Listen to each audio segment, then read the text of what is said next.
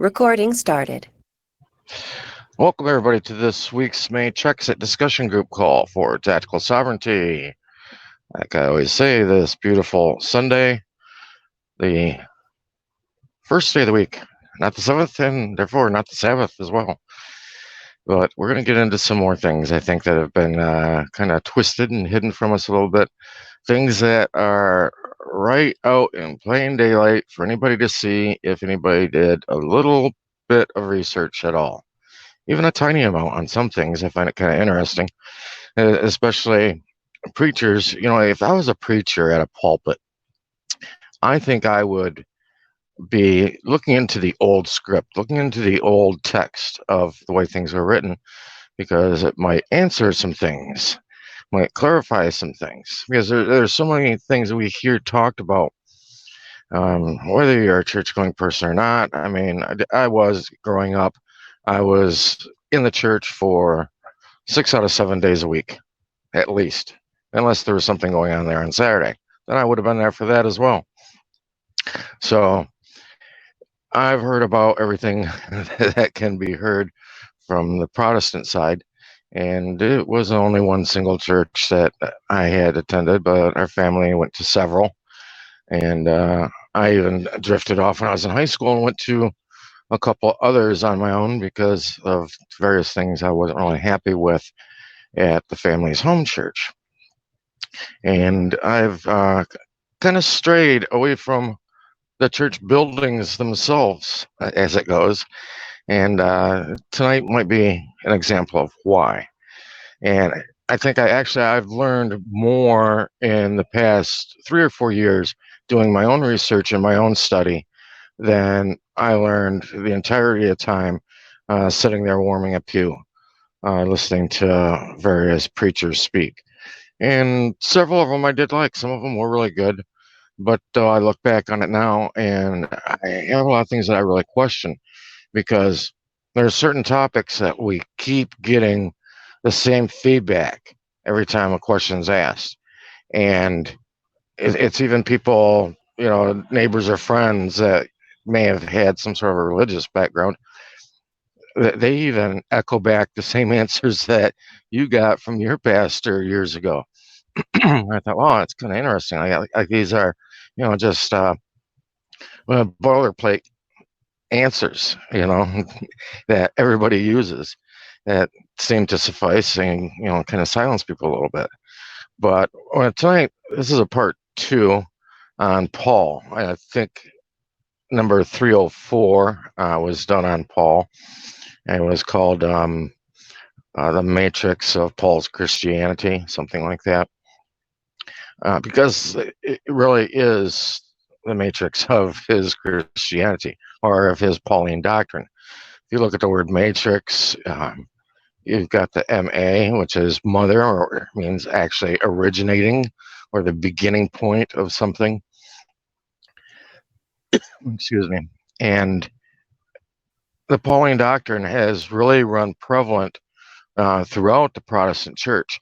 When you look back at the history of churches getting started, supposedly right after the time that the Jesus guy was here, and you see the things that, for instance, like the Catholic Church claims, they pretty much claim that they started right out with Peter. Peter was supposedly like the first bishop of Rome, or the first pope. Then after him was Linus, and Linus was actually ordained by Paul. Paul, probably due to losing his head, both literally and figuratively, would have maybe become a pope at some point. I don't know, but never did. But I don't really intend on this to be a religious discussion, although it's going to be discussing things from the religious. When I say religious, just substitute the word man-made in for that, because there's a big difference between man's religion and being truly spiritual, or having a true spiritual relationship with whoever or whatever your God might be. So what we're going to do is look at the Bible as a history or timeline. Okay, pay attention to the timeline a little bit on some of these things. And, everybody looks at the Bible as being different things or whatever. I'm just going to look at it from kind of a neutral standpoint right here. This isn't really going to be espousing any particular doctrine or anything like that. But this history or timeline of the church, it's also kind of a timeline for mankind as well, is kind of depicted through Scripture. And what I've found is the Bible is a mystery book. Sometimes it's a love mystery, a murder mystery. Sometimes could even, call it a mystery treasure hunt, which is really what I found it to be. I found it to be kind of like one of those games that you pull out. But the interesting thing about this book is the more you look and the deeper you look, the more you find. And the more answers you get that make other parts of it start to click and make sense. And most people really can't figure out the Bible. And for a long time, even going to church all the time, I couldn't either. But the reason why is because we're looking at the surface level things. There are really two issues going on. One, we're looking at things from the surface level, but the bigger issue is that we're looking at things with 20th century eyes, but we're looking at first century or earlier situations. And the way we view things, our perspective, is totally different than how those people at that time would have viewed or perceived things. Excuse me. I think we're going to see a very good example of that here this evening. Now, this hunt cannot be performed, though, with preconceptions on these issues. The type of love may not be the type of love you're looking for. The murder, well, he may not be the murderer we thought it was when we're looking at it. We're looking at these things from the perspective of everything that this book encompasses, being a mystery book. Sometimes it's a love mystery, sometimes a murder mystery, and like I said, mystery treasure hunt. And like I said, the murderer that you think, if you're playing like the game Clue, may not be the murderer that you really thought it was. They may be somebody totally different from who they even presented themselves as being in the book. And the treasure can be a very different treasure than you previously thought that you needed or that you were looking for. And just like life, the characters that we encounter in a book are not always who you think they are or who they present themselves to be. The character we're going to look at tonight is Paul. And I think I'm going to title this Paul the Defendant, because if he were around today, we would definitely want to put him on the witness stand. Fortunately, though, there was a time in the book of Acts where he was on the stand testifying and defending himself. And so I think we can look at that situation, but though in looking at it, we have to look at it with first century eyes, through a first century lens, not a 20th century lens, like our common fallback would be. And you'll see a very good example of how that happens in this. And this character, Paul, or Saul, or it was actually Shaul was his name, is Shaul. We look at the meanings of those two names. Look at the definitions of them, because that's the nice thing about Hebrew, is that Hebrew has a definition for their words, not just the letters, but for the words as well. Looking at things through like a 20th century perspective, my name is Brian. Does the English language have a definition for a Brian, what a Brian is? Or what a Doug is, or what a Mary is? No, the English language doesn't really have that. But the Hebrew language has that. And when we look at the names Paul and the names Saul. Saul meant to pray, which in praying, what are you doing? You're asking for something. The name Shaw also means to ask. It also means to question. Keep that in mind. That's what that name Saul meant. It meant to ask or to question, because that's going to play into this story. And then Paul, of course, comes out of his situation on the road to Damascus, and he's now calling himself Paul. And there really is no place in that story where supposedly God changed his name to Paul, or Jesus that was supposedly speaking to him changed his name to Paul from Shaul, as was done, say, with like the name Israel or Moshe or Moses. We know of other characters whose names were changed, and Paul tried to kind of fit into one of those molds. Although I'm sorry, he could not fill their sandals if he wanted to. And his character didn't even come close to being able to do that. So, like I said, Shaul meant to ask, to question. Paul meant humble or little. And he did. He always tried to present himself as being a humble man, with a message. The message he was bringing was what he called my gospel. Well, he supposedly heard this from Jesus on the road to Damascus.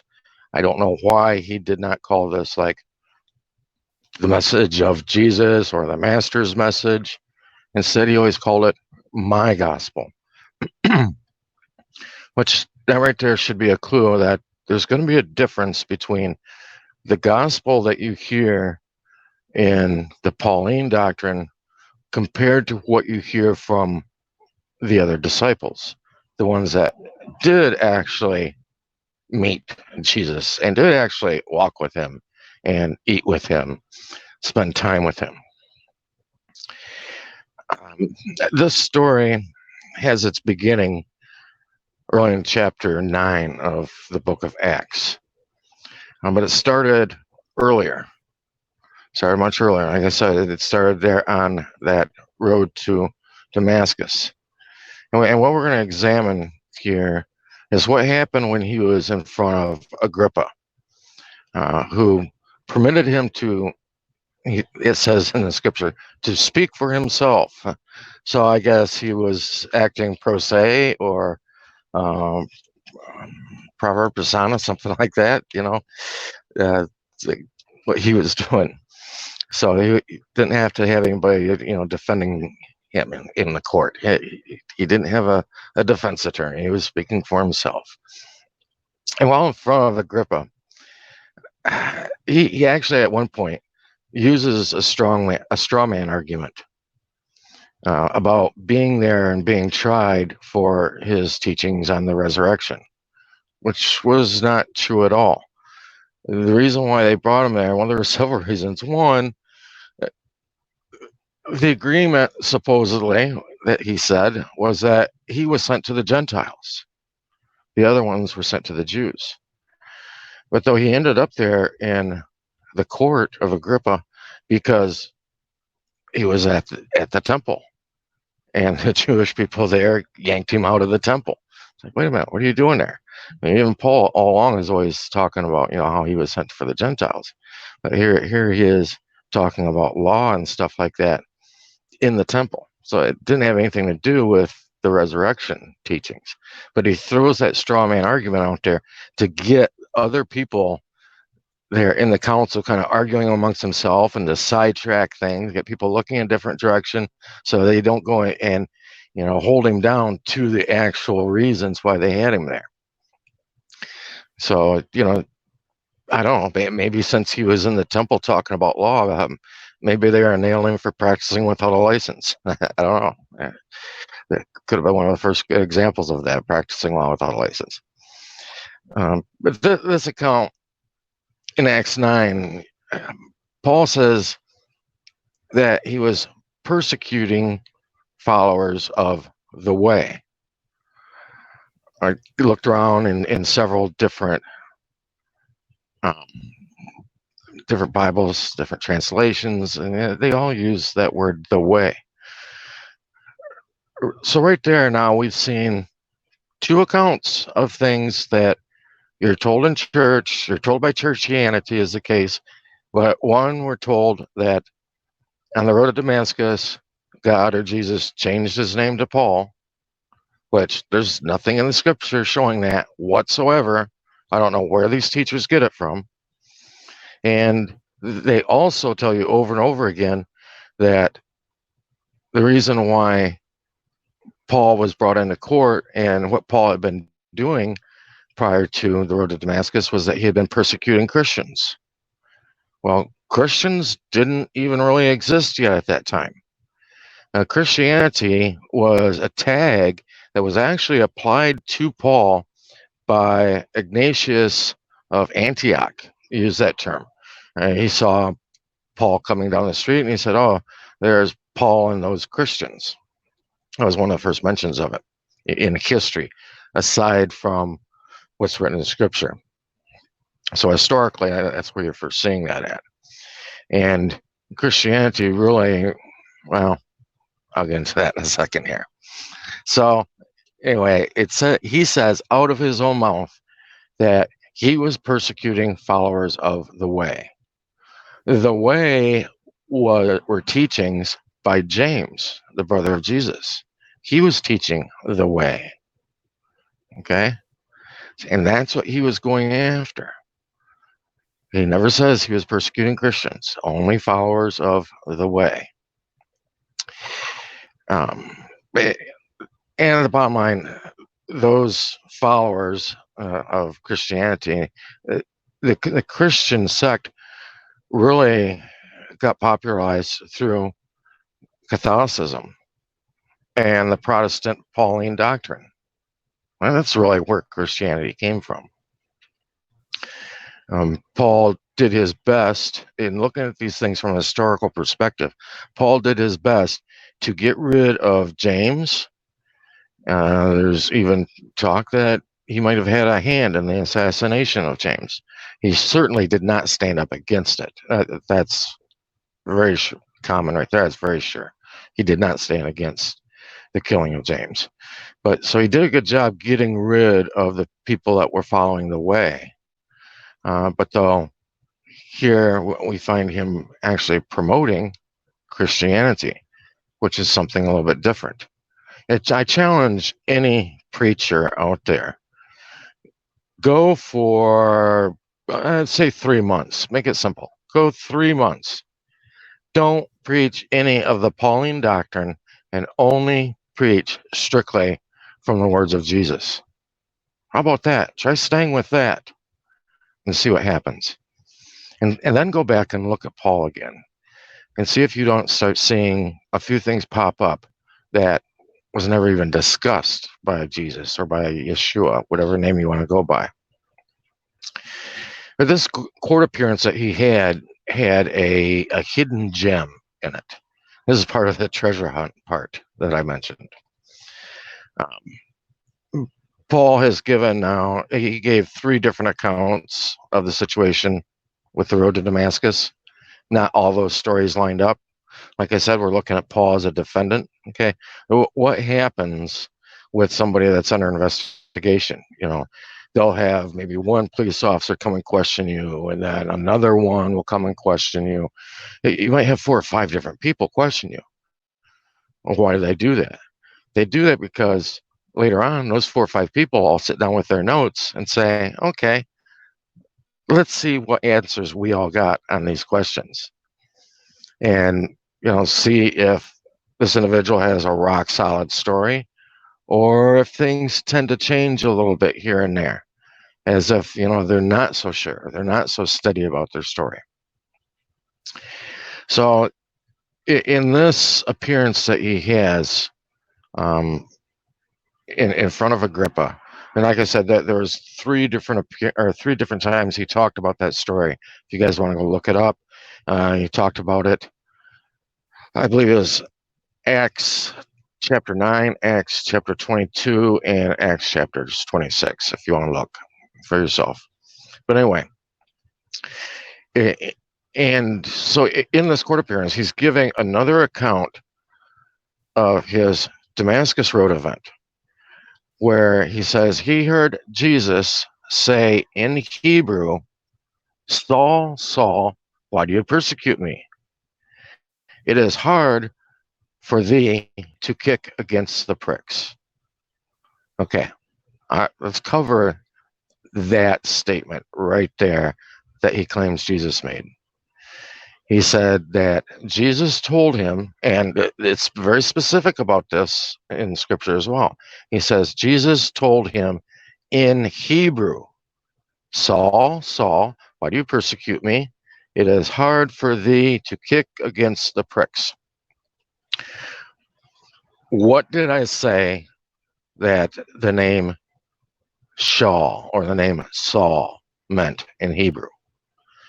In Hebrew, it is a form of a question or a pray. That's what you do when you pray. You're asking for something. It also means the word ask.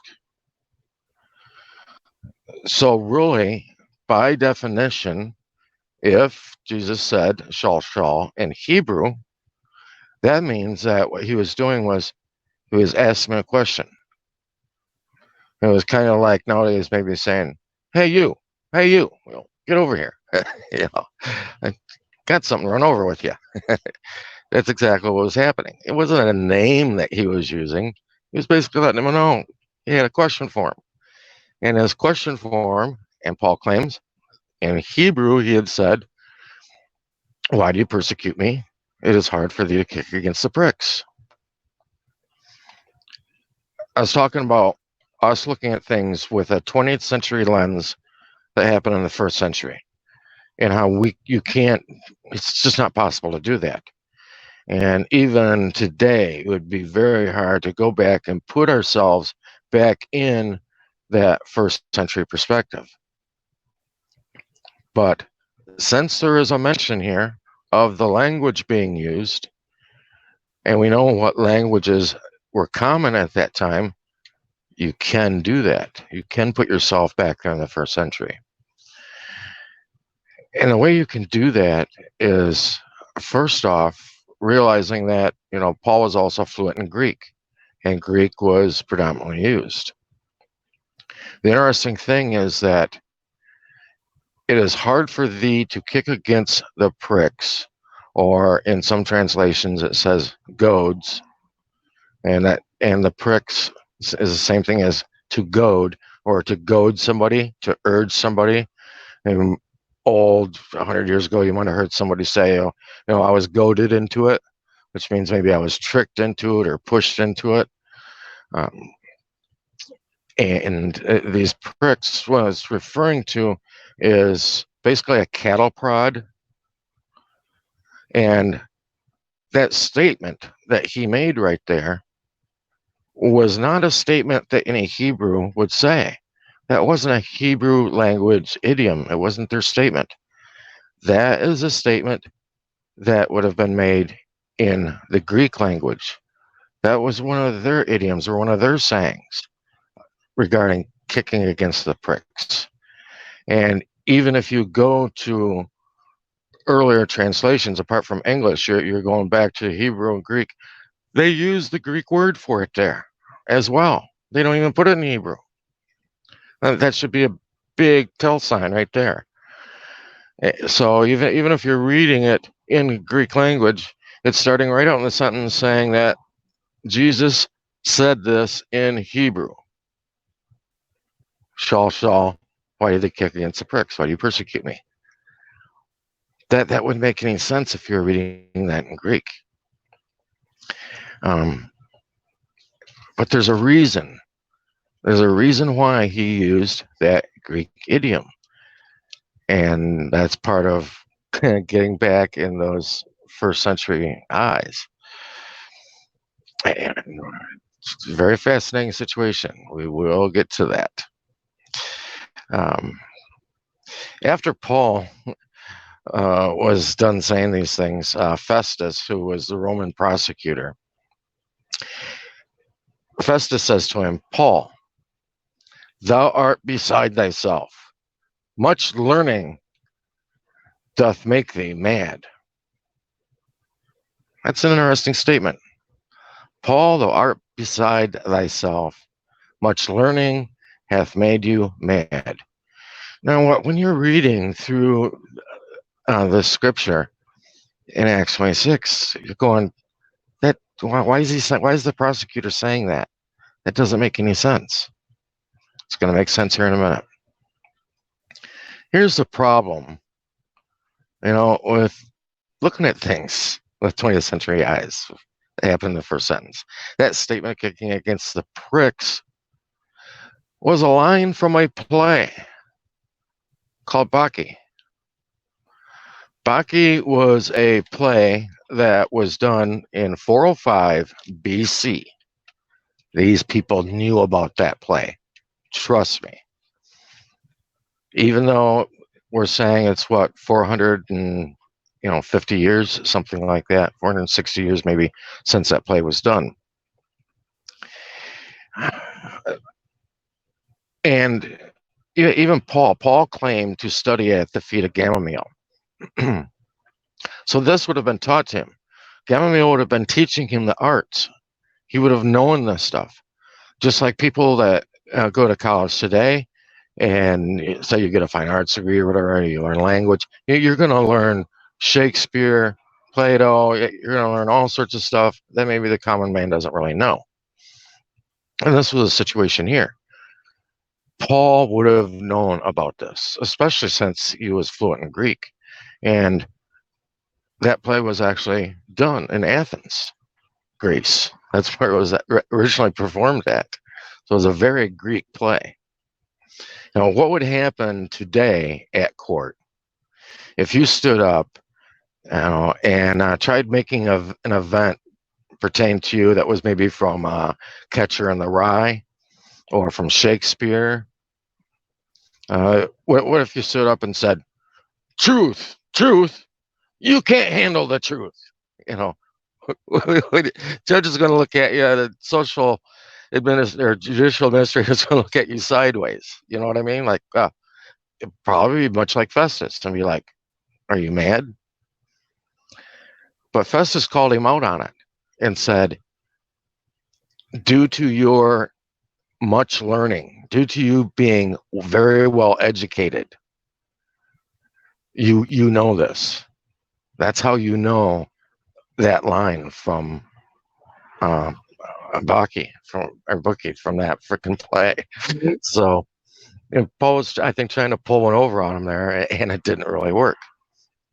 So now when you read that section of scripture, it's like, oh gosh, this makes total sense. Now we know the background behind it. And afterwards, Paul even replied to Festus. He said, no, I'm not mad. I speak in truth and soberness. Okay. To me, Paul's not even very good at wiggling his way out of a situation. But I found verse 26, which comes next in that story, really interesting because it doesn't identify who the speaker is. It kind of makes you think that it's Paul, because it comes right after Paul making that comment, that he's speaking truth. But I really think that this statement came from the prosecutor, came from Festus. The statement is, the king knows these things. They are not hidden from him. This was not done in a corner. It's not something that's secret. The king knows this stuff. And that's actually who he's talking to. Agrippa, who's standing there, is actually the king. That's King Herod. King Herod the second, I believe. So Festus is saying, hey, dude, the king knows this stuff. He's no idiot. This isn't any secret stuff you're saying here. The king's well educated too. He knows. So even Herod the second, as Agrippa's saying, he knows this. He was king of Judea, and Perseus Festus, the prosecutor, were not deceived by Paul's story in any way. They weren't. they weren't deceived with this story from the Greek play Bacchae from 405. And, so who was Paul? If we're looking at him as being the defendant in the situation here, let's look at him as a defendant and let him say for himself who and what he is and what he did. And the thing about Paul is he's very boastful. He can't get past his boastfulness in Scripture. So he's always talking about himself, and he's being very prideful about himself. So who does he say he is? You go to 2 Corinthians 12. He says right there, all pretty much in like 2 or 3 verses, he says that he's deceitful, that he's crafty. He says he's sneaky. He says he's devious. He even says he's a liar. He comes around and says he's a liar. He said, I would lie to you if that's what it took to get you to my gospel. Are these things that Yeshua or Jesus would have done? Would he have been admittedly deceitful, crafty, sneaky, devious, a liar? I mean, why was Paul here? Why would Jesus have even spoke to him on the road to Damascus? After his death and resurrection, is Jesus sitting back going, you know what? There's 3 or 4 things I kind of forgot to tell people about. And so I got to find somebody else to do that.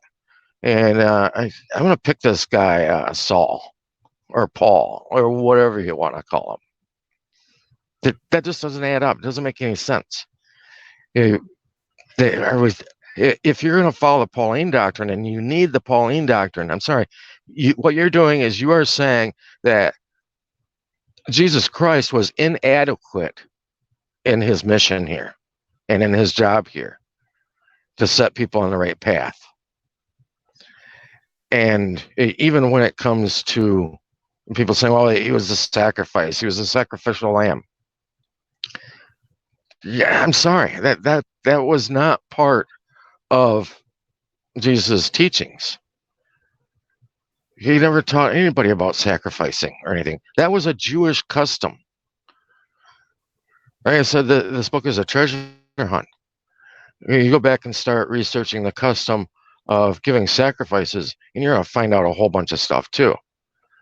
And you're really going to start questioning who that was in the Old Testament telling these people some of these things, because that God even changes up his story within even just 3 or 4 chapters, drastically changes his story as to what he wants done.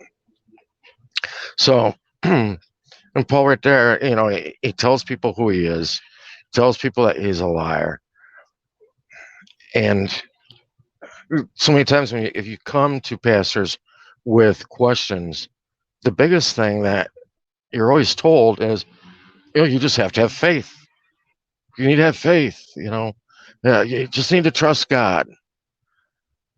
Well, I'm sorry, faith. Faith is more really from the Pauline doctrine. Paul's the one really pushing that. And Paul pushes that. He talks about the light and being children of the light. To me, Paul really comes off as maybe the first New Age guru that's written down in Scripture, because he pushes the same exact things, the same basic philosophies. But just to have faith, is that what we're told? Is that what Scripture says? Oh, what does Scripture say? Go to John 5. John 5 says to search the Scriptures. Does that sound like, you just need to have faith? Absolutely not. 2 Chronicles 7, it says to humble yourself and seek my face. Seek. Now listen, these are all verbs. Rightly divide the word. 2 Timothy 2. Rightly divide. A lot of people think that means that you need to dig into it to really comprehend the message, the true message that the Scripture is giving you. Maybe not just what's on the surface, but what really lies in that message. And that's one of the aspects that people talk about when it comes to rightly dividing. Really, it's something much more simple than that. Rightly divide. If you look at whether the scripture was written in Greek or whether it was written in Hebrew, you go back and take a look at some of those scripts. I challenge you. Just go to Google or your favorite search engine, go to the Great Oracle, and just look up some of the script, some of the writings, either in Greek or Hebrew. You're going to find that one, there's no vowels, but there's no word breaks. There's no sentence breaks. There's no paragraph breaks. All of those symbols are all strung side by side, shoulder to shoulder with each other, right across the page. So in order to know what those lines are saying, what do you have to do? You have to rightly divide them. You've got to put the word breaks in the right places to comprehend what those lines are saying. I'll give you a really good example. If you go back to the story of Joseph and the coat of many colors, and you look at that in the original text, if you don't divide those word breaks correctly, instead of a coat of many colors, what you're going to come up with is a golden idol or a shiny yellow idol instead of a coat of many colors. That's why you've got to divide those words correctly. It's more simple and more basic. It's not some esoteric teaching or anything like that it's often presented to be. Malachi 3, he says, test me. In Psalm 27, again, it says, see his face or seek his face. And 1 Peter 3, it says, be ready to answer for your faith to any man that asks. Does that mean that when somebody asks you a question, you tell them they just need to have faith? No, you need to be ready to give them a decisive answer to defend your faith. You can't do that if you're just relying on faith. Relying on faith, in the way that's presented to most people, is basically just crossing your fingers. Okay, I hope this works. Doesn't work that way. But that's not what the scripture even says to do. All through there, in just a handful of verses I looked up today, what was it? It was a verb, action, something you had to do, and none of them were faith. It was to test him, rightly divide. It was seek his face. What is seeking his face? You want to get in and really know who it is that you're talking about here. You want to get in and have a relationship with this creator. If Paul did anything, and he had a mission, I guarantee you look at the political situation that was going on between the church and between Rome and how to deal with the people, religion played a big part of it in controlling the people. And that's what needed to be done in order to control the people. Their religion needed to be controlled. And you look through history, look at any of the churches, any of the denominations.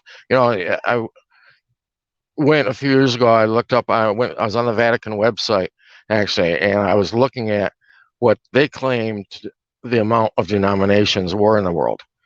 Interestingly enough, they said there was that number 33 again, 33,000 different denominations of Christianity. Gosh, why would that be? Well, look at the things Paul was talking about and the things Paul was pushing and preaching. He was talking a lot about circumcision and muddying the waters on that. And he was talking about what clean foods were and what unclean foods were. He was talking about baptism, and he was talking about being born again, or even the method of being born again. And those handful of things right there, those are the things that really divide up all of these denominations. This is what, shatters the picture that was trying to be shown to everybody by Yeshua. Just really clouded things a lot. And I'm sorry, you go into any of Paul's writings. He's been claimed to have written as much as 17 of the 27 books in the New Testament. I think most scholars settle at around 13 or 14 books were written by him. Some of them, I believe, were only partially written by him. Even Luke, the book of Luke, had some Pauline influence in it as well. So what was his mission? It was to divide. Why do they divide people? They divide people to conquer them.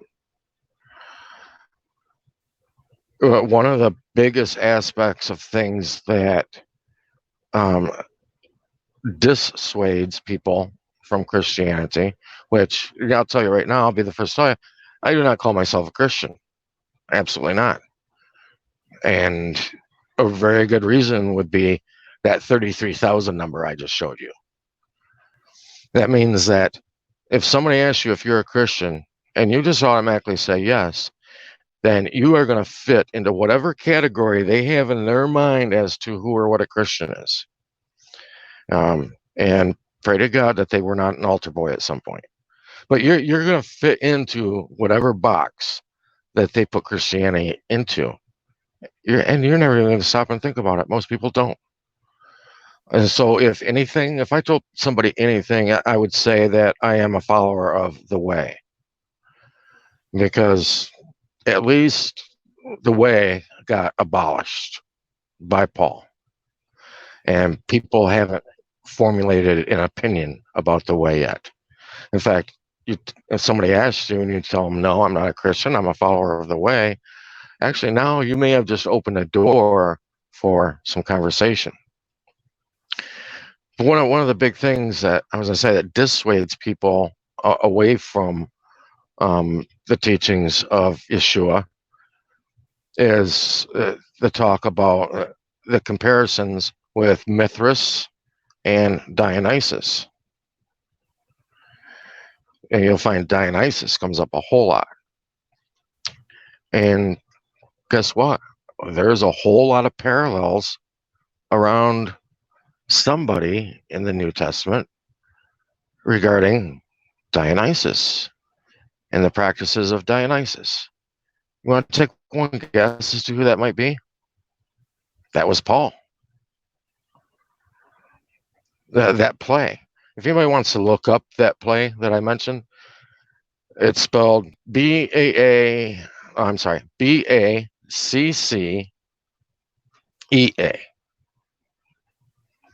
I'll get that right one more time for you.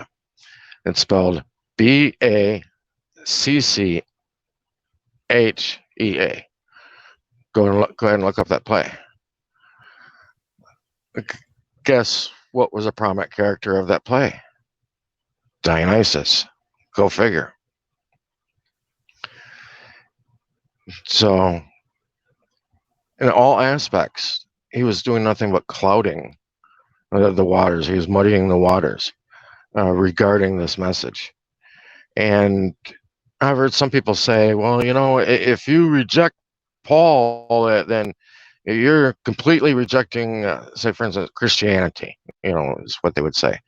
Myself, I would automatically reject Christianity. If you look up Christianity and the teachings of Christianity and the things that these preachers teach, I'm sorry, they don't pass a background check. They don't pass a background check at all. I mean, I just showed you a handful of them right here, just in one chapter, chapter 26 of Acts.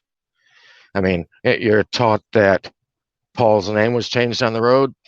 That's not scriptural. That's not in scripture anywhere.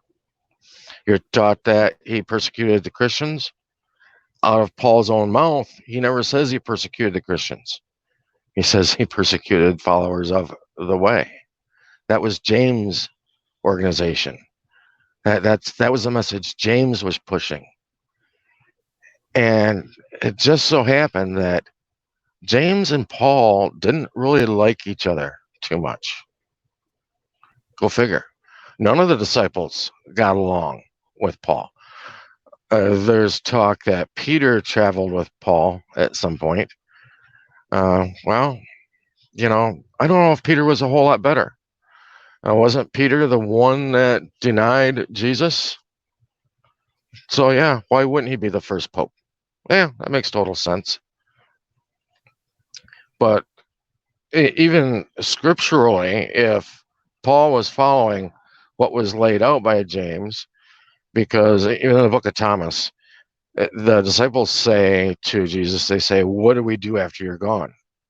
And he said, "Go to my brother James." All right. James was the one to be picking up the mantle after Jesus was gone. And the way things were dictated was that any of these people, any of these disciples, or whoever else that was going out teaching the message of Jesus were to have letters of accommodation from James. Paul even talks about that. I don't remember the exact chapter and verse now, but Paul even talks about that. He says, "Oh, I don't need the letters." He says, "You all know who I am, and I speak from the heart. In fact, I saw Jesus. I'm the one. I've seen him more recently than anybody else did." But Paul, in fact, he even calls himself. Where's that? Matthew 23. Matthew chapter 23. He calls himself Father. Actually, no, that's not one of his books. That's Matthew's book. Well, what would Matthew say about Father? Matthew said, "Call no man your father." But actually, it's 1 Corinthians 4 when Paul calls himself Father. So, yeah, he didn't get along with their disciples, and he didn't pay much attention to what they had to say either. And he went and met with them. There's one scripture where he says, "Oh, yeah," he says, I've met with them. He says, "I gained nothing from them." He says, "They didn't do anything for me." Well, obviously not. And evidently, he wasn't listening either. Because even Matthew, when I said chapter 23, he says, "Call no man your father." So, yeah, he totally missed out on that lesson as well. So, as a defendant on the witness stand, uh, does Paul pass a background check? I would say absolutely not. And this was just one little situation I referred to here with him being in court. You can go do your own searches. You can do searches online. I found last night, because I didn't decide to talk about this today until late last night. So I just hopped online. I looked at like two sites, and immediately I found one that was drawing parallels between Dionysus and the things that were happening in the New Testament with Paul. I was like, wow, isn't that convenient? Somebody's got this already laid out. I was shocked. Because originally, even when I did the first episode of this, 304, I never talked about it really before. And I didn't really know what to expect as to, what kind of reception it would get, or, yeah, just waiting for maybe other pastors or somebody to crawl out of my past and say, "Dude, we tried teaching you this in school. Weren't you paying attention?" Yeah. You're telling me to have faith, dude. You weren't telling me what was really going on at that time. You weren't giving me a first century perspective.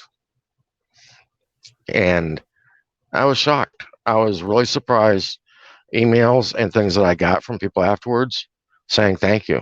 Thanks for saying this. I've been saying it. I don't really talk about it much because I'm afraid everybody will hate me. But I think some of these things are so obvious that, you start looking at this book as a mystery book. Like I said, whether it's a love mystery book or a murder mystery book or a treasure hunt mystery book, look at it from that perspective. And it starts becoming really fun because you start seeing these things pop out. When you run across a section like that in chapter 26 of Acts, where the prosecutor is saying something that just sounds like, why in the world did they even put that here? When he says to Paul, "What, have you gone mad? Has your teaching, your deep teaching made you go mad?" When you see stuff like that doesn't make sense, write those things down, set them aside, and then go and investigate them. And you're going to find out some truths that, guess what?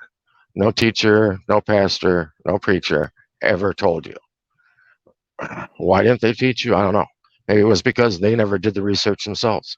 Maybe it's because they're just regurgitating the bullshit that they learned in seminary.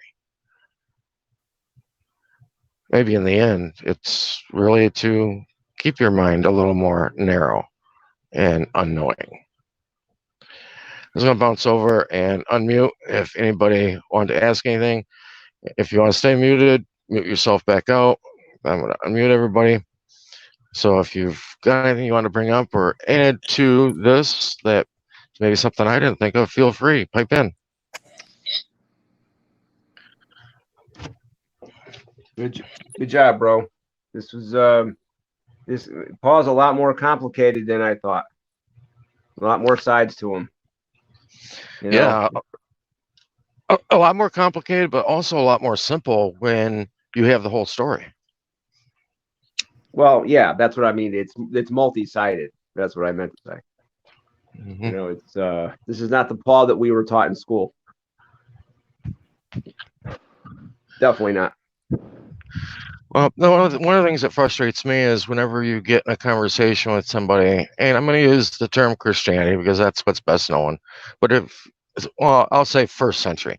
If you ever get into a first century discussion with anybody, if it comes to religion, they always have to use Paul. They cannot defend their case without using Paul. And to me, I always saw that as a serious problem. Yep, very, very suspiciously always him. Yeah, right. Hey, we got 12 other disciples out there. Hey, come on. Why are you always going to him? Yeah, well, we thought because he wrote the most books in the Bible or the New Testament, but I guess there's other reasons why they choose him. Yeah. Well, and now maybe we're starting to see why his books were canonized and others were not. I mean, the book of Luke almost did not get canonized. Wow. And there's other books that really should have been canonized that never were. But those topics are very long, in-depth topics. And the way I look at it too, I mean, when I remember when I asked a pastor one time, because I had one of the older Catholic Bibles that had the other Apocrypha books in there. And I said, how come these are in our New Testament? He said, oh, they weren't canonized. And I kind of looked at him sideways and I said, canonized? I didn't know we were Catholic. Because it was the Vatican that canonized everything.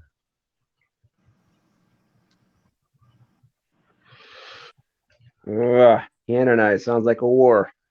Oh, just like, it is a war. I mean, but just like your rules for attorneys, those are all canons. That was one of your first illuminations. Oh, my question to that pastor about the books? Yeah, Mm-hmm. yeah, like what Paul says. The illuminations. Yeah. And I'm sure that pastor probably followed up within a couple sentences something about regarding that I just needed to have faith. Yeah. I mean, all right, okay, honey, don't worry about me blindfolding you and the lights being off. Trust me, all right? Just have faith in me, okay? You're going to be okay. Anyway. All right, guys, thanks for being here. All right. Catch everybody next week. Thanks, Brian. Good talk. Anybody has a specific topic they want covered, go ahead, throw it down in the comments on YouTube. This will go to YouTube tonight.